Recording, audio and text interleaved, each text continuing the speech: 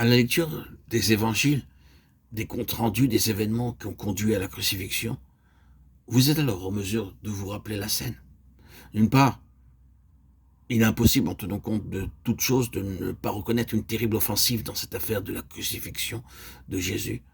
Tout cela n'est pas simplement humain. Il y a là quelque chose comme une force qui exerce une pression, une force impulsive et mauvaise, agissant en cachette. Aucun argument ne lui résistera, aucun appel ne l'affaiblira.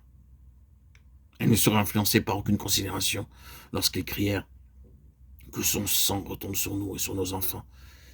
Matthieu 27, 25.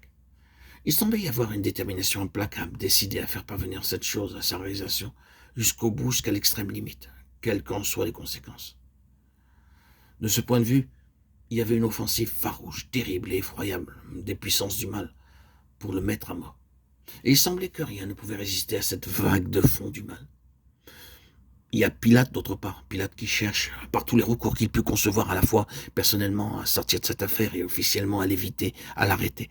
Remarquez combien de facteurs se présentent pour lui donner une occasion, pour le fortifier dans sa position, même jusqu'au message de sa femme, qu'il n'y a rien entre toi et ce juste. Matthieu 27, 19.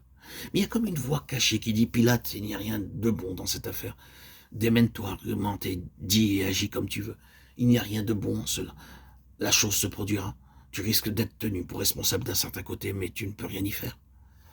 L'offensive des forces mauvaises, l'impuissance de l'homme, des bourreaux et des pouvoirs temporels et tant d'autres facteurs ont pu venir peser de leur poids dans ce dénouement. Et derrière tout cela se trouve un autre facteur. Le diable peut poursuivre aveuglement sa voie. Et l'homme impuissant continue à s'opposer, mais derrière le diable et l'homme, il y a le dessein arrêté et la préscience de Dieu. Acte 2, 23. La croix et la crise de Dieu dans laquelle il dit « Nous allons dénouer cette affaire.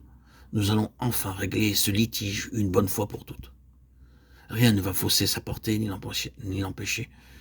Le diable peut vouloir le meurtre. Je sais ce que j'ai en vue par cela. Le diable peut aveuglement pousser et contraindre à le détruire. Mais je sais ce que j'ai en vue par cela. Je veux prendre cela en main, en relation avec les conseils éternels et la préscience. L'homme peut essayer de l'arrêter, de l'empêcher. Mais non, l'heure est venue. Et nous allons régler cela. C'est la crise des âges. C'est aujourd'hui qu'aura lieu le dénouement. Mais quel dénouement? Certes, tout cela est de loin bien trop grand et varié pour que nous l'englobions. Cette chose est tellement élevée, tellement profonde. Elle s'étend tellement loin derrière nous et loin devant nous. Tout ce que nous savons de la croix n'est qu'un fragment comparé à ce que nous connaîtrons pendant l'éternité.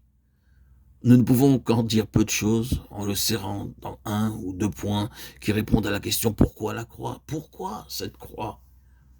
Oh, comme je l'ai dit, la réponse est inhérente aux paroles que nous pouvons lire au chapitre 2 des Actes. Quel est ce dénouement? Quelle est cette crise? Pourquoi la croix? Toutes les fois où nous nous trouvons en présence de la croix, que ce soit en type dans l'Ancien Testament, l'autel, le sacrifice, le feu, ou de façon réelle dans le Nouveau Testament, nous sommes toujours en présence de trois choses. Le péché, la justice et le jugement.